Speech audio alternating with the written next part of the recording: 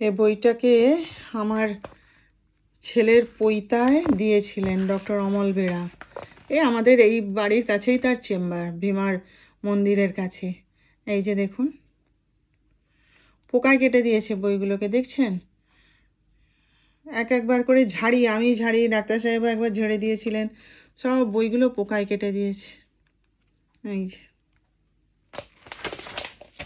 সকালবেলা উঠে বাসি জামা কাপড় ছেড়ে গ্যাসটা মুছে আগে এই যে ভাত আর এই যে ডাল বসিয়ে দিলাম, জানেন তো। ভাত আর ডালটা হতে থাকুক, আমি আমার এবার বাকি কাজকর্ম করি। আমার এখনও বিছানা তোলা হয়নি। হ্যাঁ, এখন বাজে হচ্ছে 8:45। তো এই যে আজকে একটু মুগের ডাল করব। এই যে ভাত আর ডালটা বসিয়ে দিলাম। আজকে তো আবার বৃহস্পতিবার না, সব কাজ রয়েছে, তো আজকে পুজোটা করব তাড়াতাড়ি। চেষ্টা করছি যাতে পুজোটা করে নিতে পারি, দেখি। ওদিকে আবার তারা এসে যাবে, সেই জন্যই হুটো পাঠি। টাইম ম্যানেজমেন্টটা খুব বড় জিনিস, বুঝলেন তো। যে এটা করতে পারে তার আর কাজে কষ্ট হয় না, তাই না? সব কাজ গুছিয়ে করে নেওয়া যায়। এটাই হচ্ছে সব থেকে বড় ব্যাপার, টাইম ম্যানেজমেন্ট। আর সংসারে তো এটা মানে সব থেকে বেশি দরকার আমার মনে হয়। যাই হোক, চলুন এটা হতে থাকুক, আমি ততক্ষণ আমার যা কাজকর্ম আছে বাকি সব সেরে ফেলি চটপট। পূর্বাস লাইফস্টাইলে সবাইকে স্বাগত জানিয়ে আজকের দিনটা শুরু করছি। আজকের আর একটা নতুন ব্লগ শুরু করছি। আশা করি আপনারা সবাই ভালো আছেন। তো আজকে হচ্ছে গিয়ে বৃহস্পতিবার, আর এখন বাজে হচ্ছে 11:40। তো আমার তো পুজো করাও হয়ে গেছে, আর সংসারের সব কাজও করা হয়ে গেছে। আজকে ডাক্তার সাহেব আর যিশু ফিরছে। গত 2 দিন যাবত ওরা বাইরে গেছিলো কাজে আর কি। তো আজকে ফেরার কথা ভোর 5টার সময় ওরা ট্রেনে উঠেছে। একটু আগেই যিশুকে ফোন করেছিলাম, তো ঘুমাচ্ছে, বলে বাপ্পি তো ঘুমাচ্ছে দমে, আমিও ঘুমাচ্ছি। তো ওরাই ফিরছে। আমাদের গাড়ি বেরিয়ে গেছে ওদেরকে আনতে, খড়গপুরে নামবে। হ্যাঁ, শতাব্দী এক্সপ্রেসে আসছে, ওরা খড়গপুরে নামবে। সেই জন্যে সকাল থেকে উঠে, তার উপর আজকে আবার বৃহস্পতিবার, সকাল থেকে উঠে একদম মানে চান করার আগেই বাসি জামা কাপড় টাপড় ছেড়ে সব যতটা পারি কাজ করে নিয়েছি, রান্নাও এগিয়ে নিয়েছি। নিয়ে চানটা করলাম, করে পুজো করলাম, করে একটু খেলাম। খেয়ে এবার একটুখানি চা খাবো। চাটা করে উঠিনি, কারণ প্রচণ্ড খিদে পেয়ে গেছিলো, তো ওই জন্য আগে খেয়ে নিলাম। আর ওই ডিমের ঝোলটা করতে একটু বাকি আছে, ডিম সেদ্ধ আলু সেদ্ধ সব করে রেডি করে রেখে গেছিলাম। দিয়ে এবার একটু ডিমের ঝোলটা করব, করলে আর আমার একটু মাছের ঝোল করব, ব্যাস করলেই হয়ে যাবে। তো তাড়াতাড়ি রান্নাটা করে রাখলে ওরা আসছে। আমি যিশুকে জিজ্ঞেস করেছিলাম যে তোরা কি এসে ভাত খাবি? বলছে না মা, আমরা মিলটা নেব না, আমরা শুধু ওই সকালের ব্রেকফাস্টটা খেয়েছি আর বাড়ি গিয়ে ভাত খাবো। তো আমিও ওই জন্যই চটপট চটপট করে নিলাম, কারণ এসে পরে যদি বলে যে ডাক্তার সাহেব ঠিক জিজ্ঞেস করবে ভাত হয়ে গেছে খেতে দিয়ে দাও, তাহলে চা হয়েছে দিয়ে দাও, ও নিশ্চয়ই এসেই আবার দৌড়বে নার্সিংহোমে। সেই জন্যে চটপট করে একদম রান্না করে ফেলেছি। ঘর সংসারের সব কাজ হয়ে গেছে একদম। আজকে বৃহস্পতিবার তো একটু মপ দিয়ে ঘরটাও মুছে নিয়েছি। ঘর টর গুছানো পরিষ্কার করা সব সব সব কমপ্লিট, সব কমপ্লিট হয়ে গেছে। শুধু একটু চা খাবো, খেয়ে ওই ওই রান্না দুটো করব, ডিমের ঝোল আর মাছের ঝোল, এই একটু করব, করলেই ব্যাস কাজ শেষ। আজকে একদম চটপট চটপট করে নিয়েছি। তো যাই হোক, চলুন আপনারা সঙ্গে থাকুন, আমার দেখতে থাকুন। হ্যাঁ, দেখুন মা লক্ষ্মীর পুজো করে উঠলাম এখনই। আজকে একটু মালা পাইনি, ডাক্তার সাহেব ঘরে ছিল না তো, আর আমিও বাইরে বেরোইনি, ওই জন্য আর মালা টালা আনা হয়নি। এই যে আজ এমনিই পুজো করে দিয়েছি ঘটে।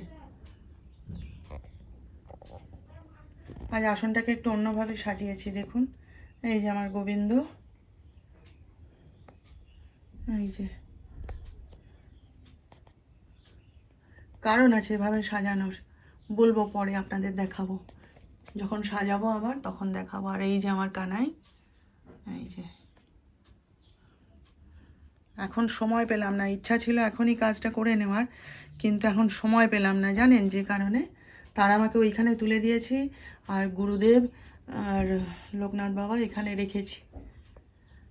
ওই যে বললাম সময় পাচ্ছি না, ওই জন্য এখন কাজটা করতে পারলাম না, পরে করে নেব, থাক। এই যে এই মাত্র পুজো দিয়ে উঠলাম, এই যে দেখুন। যাবৎ বেডরুমের জানলা বন্ধ করে রেখে দিয়েছিলাম জানেন, সকাল থেকে উঠেই তো ওদের মেশিন চলে, হ্যাঁ সেই তার আওয়াজ, সেই জন্য বন্ধ করে রেখে দিয়েছিলাম। কিন্তু না, দেখছি কেমন মেঝেগুলো স্যাঁতস্যাঁতে হয়ে গেছে আর ঘরের মধ্যে গন্ধ হয়ে গেছে। কত আর রুম ফ্রেশনার ছড়িয়ে এ করে ও করে রাখা যায় বলুন। ওই জন্য আজকে সকালবেলায় উঠে আমি না কি করেছি, একটা জানলা খুলে দিয়ে পর্দাটা টেনে লাগিয়ে দিয়েছিলাম, দিয়ে এবারে একটু ফিনাইল জল দিয়ে ঘরটা মুছলাম, রুম ফ্রেশনার দিলাম, দিয়ে তারপরে চান করতে গেছিলাম। তারপরে তো পুজো করছি অত খেয়াল করিনি, পুজোটা তাড়াতাড়ি করতে হবে তো, করে টোরে ও বাবা, তারপরে এই ঘরে এসে দেখি ধুলা উঠছে, ঘরের মধ্যে ধুলো ভর্তি হয়ে গেছে। দৌড়ে গিয়ে আবার জানলা বন্ধ করে দিয়ে এলাম জানেন। মধ্যে আমার কত মাছ দেখছেন, দেখুন ভর্তি করে রাখা রয়েছে, তবু আমার মা জননী আজকে এই যে জোর করে 3 পিস মাছ দিয়ে গেল, কাতলা মাছ। আমি চান করছি, হঠাৎ এসে ইয়ে করছে, কি বলে, নক করছে।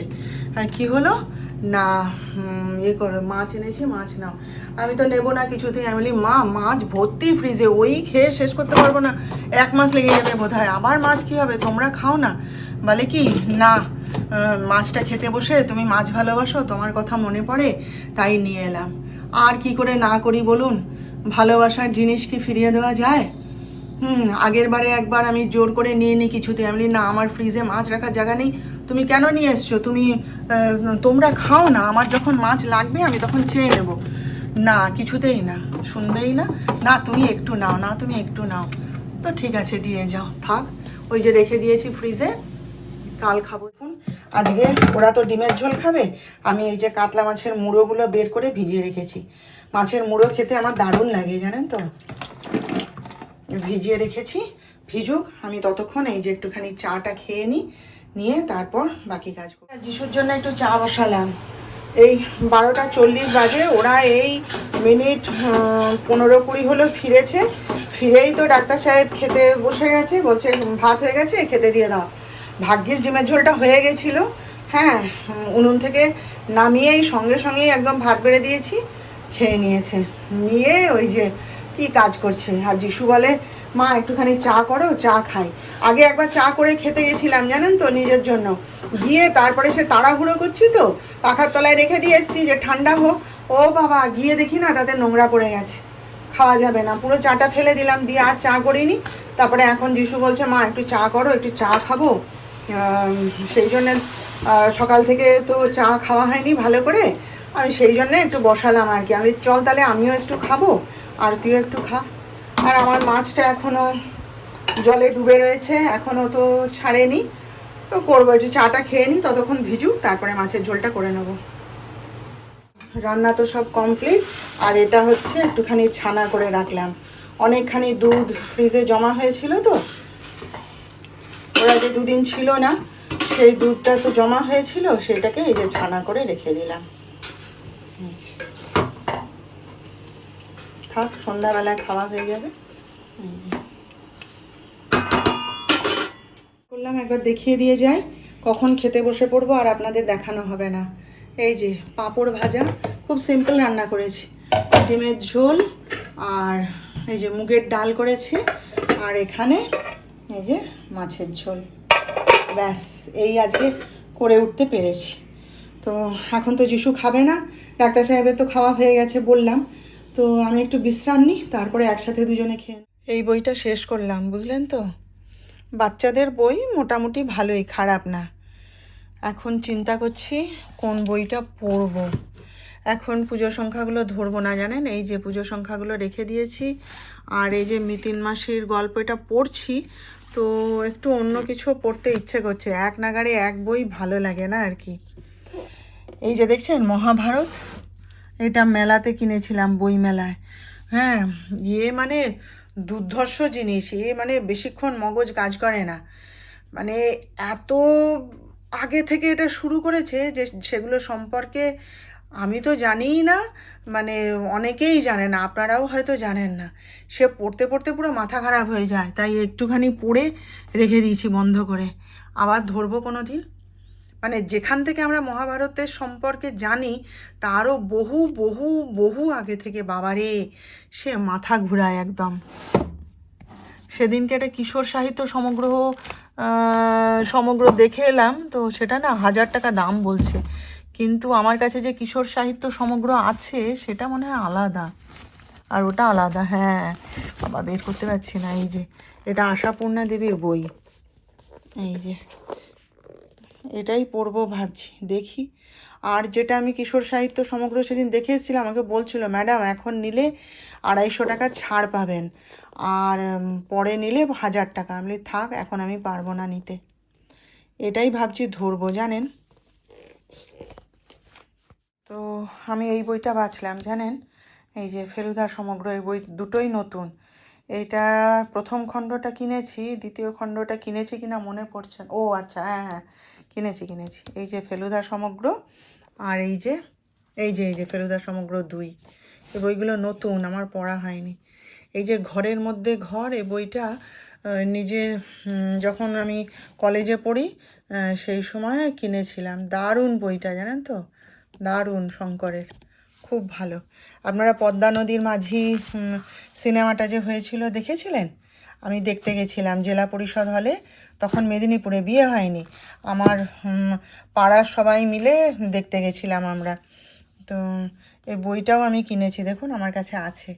সিনেমাটা যদি দেখে থাকেন তাহলে জানবেন, খুব ভালো, গল্পটাও সুন্দর, আর রূপা গাঙ্গুলি করেছিল অভিনয়টা, খুব সুন্দর বইটা ছিল।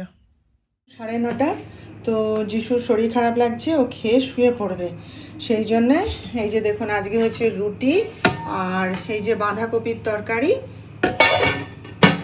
আর আমি তো বাঁধাকপি খাবো না, সেই জন্যে এই যে আমার জন্য একটু বেগুন ভাজা, আর এই যে ডাক্তার সাহেব আর ওরা যিশু আসার পথে এই যে মিষ্টি নিয়ে এসেছিলো, কি ছানার পোড়া না কি বলে সেই মিষ্টি, তো যিশুকে এখনই খেতে দিয়ে দিলাম। আর এখানে ডাক্তার সাহেবের জন্য রইলো, সে তো গেছে নাটকের রিহার্সালে, বললো 2 দিন যায়নি, একটুখানি ঘুরে আসি বলে গেল, আর আমি আর একটু বাদে খাবো, এখনই 9:30টার সময় খাবো না। তো যাই হোক, তাহলে আজকের মতো ছুটি নিলাম, কালকে আবার দেখা করব আপনাদের সাথে নতুন ব্লগে, নতুন বিষয় নিয়ে। আপনারা ভালো থাকবেন, আর আমার আজকের ভিডিওটা ভালো লাগলে একটা লাইক, শেয়ার ও সাবস্ক্রাইব প্লিজ করে দেবেন।